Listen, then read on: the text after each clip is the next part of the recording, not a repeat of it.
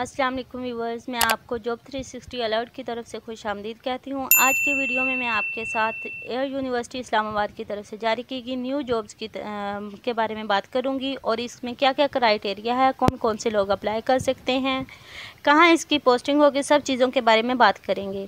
सबसे पहले आपने अगर मेरे चैनल को सब्सक्राइब नहीं किया तो मेरे चैनल को सब्सक्राइब कर लें, वीडियो को लाइक कर लें, बेल आइकन को प्रेस कर लें ताकि आप तक तमाम इन्फॉर्मेशन पहुँच सकें।